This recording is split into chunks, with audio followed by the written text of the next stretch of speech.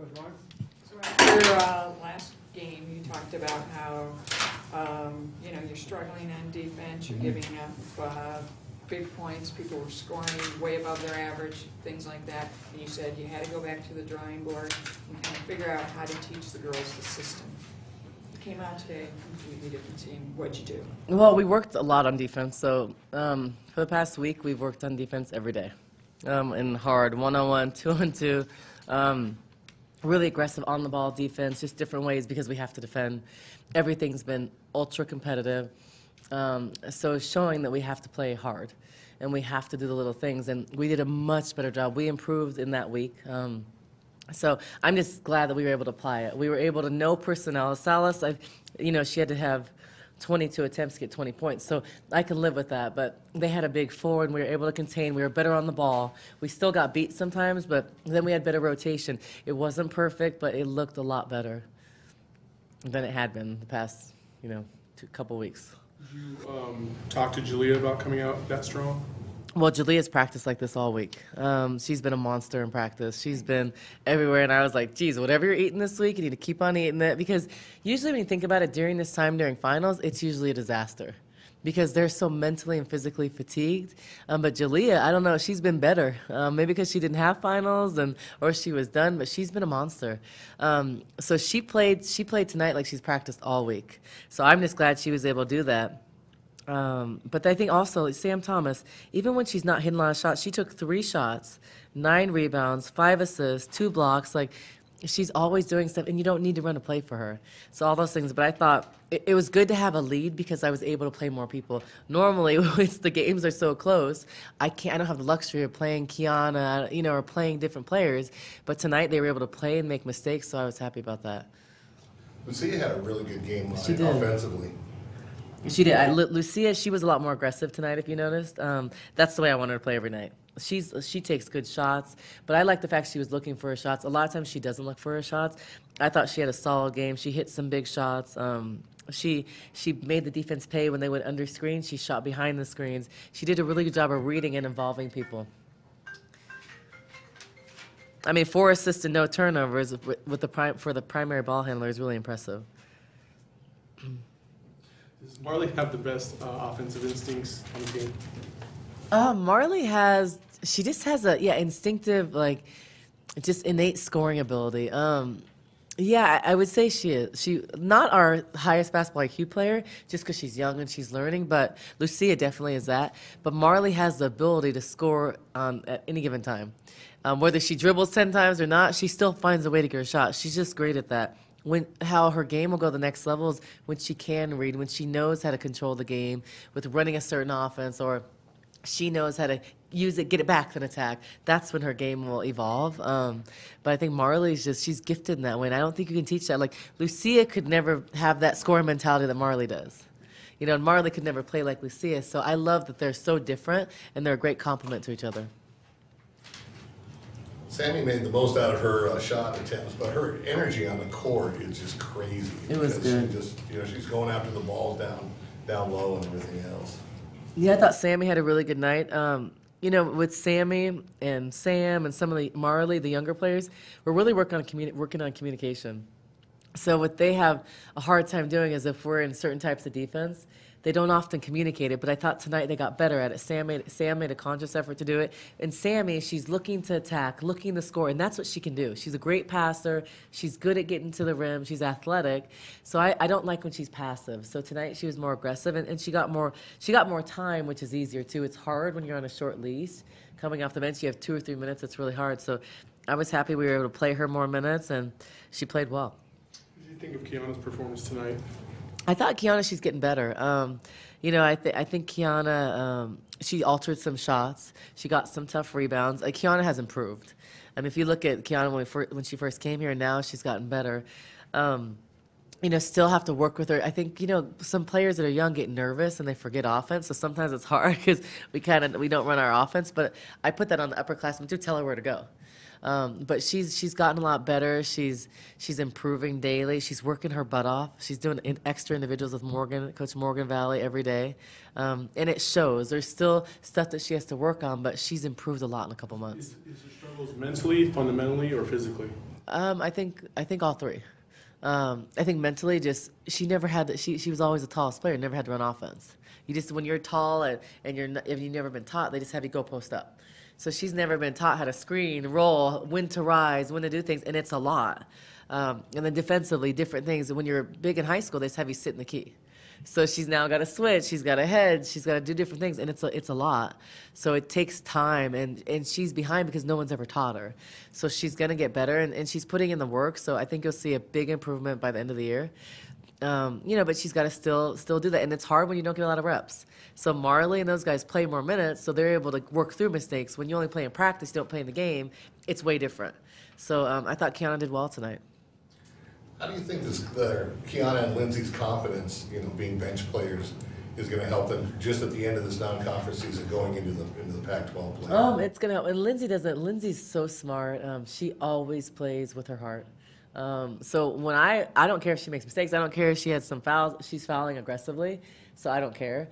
But when you ask when we're running a certain place, she drives downhill, looking the score, and she's confident. That's how she practices every day. I think sometimes just the matchups are a tough thing for us, or who can she defend? Sometimes if she's in at the 3, she's got to defend someone that Jalea would, so it's hard. But I thought she gave really good minutes, and I was happy she was able to drive in and make some tough shots. But if I want someone that's going to go in and play their heart out, she's the first person I'm going to pick. Could you have 2 more games left, Hawaii and Southern Utah? What are you hoping to get out of those 2 games before you hit? Momentum, because the Pac-12 is going to come fast like a storm. For me, the process of winning and getting better is the most important thing. It's not the wins and losses. So we made strides last week. We got better. So now, can we carry that over to Sunday? If we can, that's great. And then I think we have a great chance right before the break against Southern Utah. So I think securing home court and having advantage and momentum going to the Pac-12 is huge. It's very important for us to try to win these games because the Pac-12, the first road trip, Colorado, Utah is hard. And then it just gets real really fast. And those teams are really good. We don't have a lot of depth, and it's going to be hard. I'm not saying it's impossible because there's going to be some people that overlook us and different things, but it's going to be very hard. The Pac-12 is tough, and the teams are all better than any of these teams we faced. But I think that I just got to improve us every week, every day, do different things. And the main thing is that our defense is improving. We're playing harder. That's one key. But, we're going to have to grow up real fast. And you came out, your offense, you were looking for that extra shot. They were communicating more. They were doing all those things. So while you were focusing a lot on the defense to get aggressive that way, you were much more on offense. Unselfish. We weren't taking. We drilled that too all week. We're not taking contested shots. I didn't want contested shots, faded shots. I wanted extra passes to the corner. So you saw. So that's another area we grew in, and that's just we're grading every shot every game. So we're grading good shot, bad shot from every player, and we had taken 37 bad out of 39 shots. Like, it was just crazy. Or 37 bad and 37 good, 39 bad last game. And it's like, we can't take that many bad shots. Bad shots are contested shots, shots bad in the shot clock. So we grade that. So that's something we emphasize. Is that something you measure as well? Yes. Like, we measure that every game. For instance, if you were on a fast break and maybe Cat Rye was wide open on the wing. That's a good shot. That's a good shot. That's a good shot. But it's not a good shot in the game if we've just, if they're on an 8-0 run. That's not a good shot. So you look at the game, and Coach Copa evaluates that every game. And then we look at contested shots. We look at defense. We look at rebounding. We chart all those things because that's stuff we value, so we chart it. And then so they can say, some games, some players, 1 good shot, 7 bad, or 4 good shots, 12 bad, and we don't want that. So then in practice, I stop, and I don't care to me, I don't look at the make or the miss. I care that it's not a good shot because to me, we don't have the personnel to consistently make bad shots. And our percentages have been low. So when you get an open shot, Kat took some really good shots tonight. She was 2 for 7, but those misses, they were open, good shots. So I can live with that. I can't live with, 2 for 10 and they're bad shots. Because then you're not going to make them. They're hard to make, and your percentage goes down. And then defensive transition were awful because when you don't know when the shot's going up, you can't get in transition D. So it's all correlated. And I thought we got better at both those things. Destiny, is she hampered by injury right now? Yeah, she just was a little sore. We had an incident in practice, but she's fine. But I just wanted to. I know we play on Sunday also, and we had a lead, so it was a time that I can save her. So it was good we didn't have to use her. Even though you had a decisive point advantage in the paint, 44-22, you still jacked up 24 three-pointers. Was that something part of the game plan, just to kind of give you an all-around offensive feel going inside, outside? No, I mean, I don't like 31 threes for us, but and we shot 33%, so I can live with that. And like when I look at the threes we took, they weren't bad threes. Lucia, I mean, she took 5, Kat took 7, and Kat mainly just takes 3-point shots. But they were good shots, so I can live with that. I can't live with it if 20 out of 24 are bad shots. I mean, I think we have the personnel and we're guard heavy, so I think we are going to take 20, 25 threes. I just don't want to take 30, 35. I just don't. And I don't want us, if we're not making them, I don't want us to take them. But I can live with Lucia's 3 for 5. Marley is usually better than 1 for 4. Sammy took 1, Julia took 1. I don't want Julia taking 5 or 6 because Julia's so good at getting to the rim. So I don't think she needs to. But Kat, that's her strength. So I live with Kat taking the threes. Sam Thomas taking 3 3-pointers. I like her shooting 3. She has a good 3. I don't mind that. And Lindsay taking 1. I think the how they were distributed was good. We got one more? Yeah. Allie gets her first shot. I know, I was happy for that. Well, you know what I was even more impressed about? Just the chemistry of this team. And Marley was making a conscious effort to drive and kick to Lindsay in the corner. So that type of stuff I like, because instead of her just looking, she could go to the rim at any time. I like the fact she was looking for Lindsay to get that 3. And if you look at the bench, they were all cheering like we won a national championship when Allie scored. So to me, those things are important. And I thought that was great to see. I was really, really happy. And I was happy she made that shot because it was a tough shot. All right, thanks, Coach. Thanks, Coach. All right, thanks, you guys. Sorry I didn't call you back.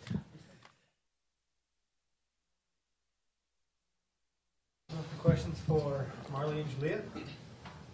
Julia, did you just tell yourself that you were going to come out strong like that? Well, the biggest thing was practice. Like, I've been doing really well in practice, and so right after pregame, though, this morning, Adia said, go out there and play like you've been playing in practice and do your thing. And so I did. It felt natural, so it was a lot of fun.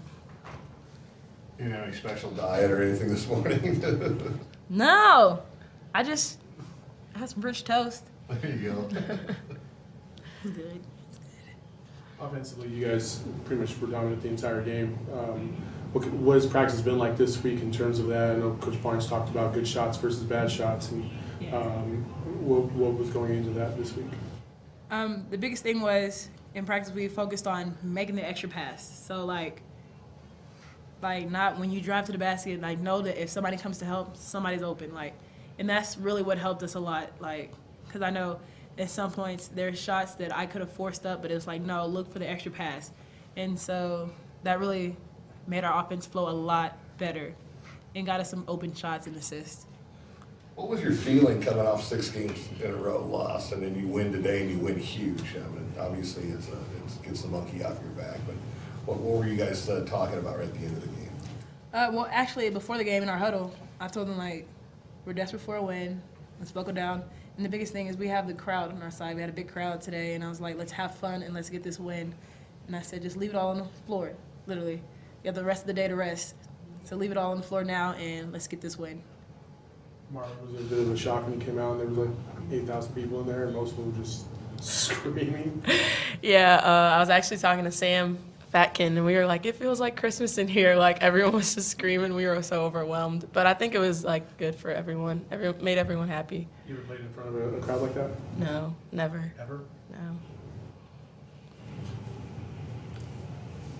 It gave you a little more of a boost? I know that even watching you guys in warm-ups and when you ran out of the tunnel, like, everybody was like, y'all were big smiles on your faces and more than normal, more than like a regular game.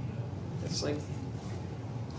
It is a lot of help. It's a lot of, like, just to see the kids out there, and, they're just excited to be there, just happy to be, like, in the building. So it really is very helpful. They bring a lot of energy. Defensively, how are you guys able to slow down Salas? Team defense. Megan helps. You know, the schemes. Team defense is, like, she was backdooring and stuff. She made a lot of tough shots. Very good player, but we had she blow past somebody or backdoor, like our help side defense is there to just contest a shot, make it a hard shot. So that was the biggest thing is our team defense, us coming together as a team. Like one person gets beat, somebody has to help them, and somebody has to help the helper. Also adding to that, I feel like communication was big for us this game. Like Sam Thomas even started talking this game. She doesn't really say that much, but it was a very good game. Like everyone was communicating, and it just helped on defense, like she said. You had a lot of transition opportunities off your rebounds. You guys are basically the same size team as the Connecticut State. Was that something you worked on in practice? Was just get the rebound and go with it? Yeah, like especially like when we're right, like you said, we're undersized. We have a lot of people that can handle the ball. Like especially if I get a rebound, I'm pushing it. I'm pushing it in transition. Marley did a great job of pushing the ball in transition, like because a lot of teams have their back turns in transition. Usually, like New Mexico State is good at transition. It's good in transition, and Adia told us like usually teams that are good in transition are never good at defending it. So we came out there with the mentality of attacking them in transition, getting easy baskets. That worked out well for us. What's your mindset? What are your goals with a couple non-conference games left heading into the back? We got to win the games that we're supposed to win and go still. So that's the biggest thing. We're trying to win. We need to win the rest of these non-conference and get ready for Pac-12. We just honestly want to turn some heads this conference when conference comes. We're seen as the underdog right now, but I think we definitely got the fight in us, and we can do it, pull it off. When you look back on the last 9 games, are you disappointed with the outcome of some of those games? Because a lot of them were up for grabs, and you guys had chances in the third and fourth quarter to really pull away. When you think about that, do you feel like you kind of let them go? Definitely. I feel like that we really should have. Our biggest thing is we have to find a way to put all 4 quarters together, because either we'll play hard in the beginning and then let a team come back, or here lately, like we'll come out and they'll punch us in the face, and we'll be down by like 20, Long Beach State, for example. And then like we wait till the second half to start playing hard, and by then it's too late. We're tired. We don't have the bodies. So our biggest thing, we got to start strong and finish strong. Yeah, a little bit. But start strong and finish strong, and we got to play hard. And that's the thing with today's game. Like, we made a lot of mistakes, but the fact that we were playing hard and we played together is the reason why we were able to be successful. At halftime, did you guys talk about coming out strong in the third? Oh yeah, we said the score is 0-0. Come out strong. Because you went on an 11-2 run coming out of the break. And we have to the biggest thing is our starts. Like, we have to come up there and punch them in the face. We can't let them come out and get confidence, because that's how teams come back. Anything else? And Allie getting her first shot. Oh, great. And it was a strong finish too. I was so happy. I told her the first time as soon as she came to the game, I'm like, Allie, I'm going to get you a 3, just please make it. And she's like, I'm nervous, but then she finally got it, and I think everyone was so happy for her. It was awesome. All right. Thank you guys. Thank you.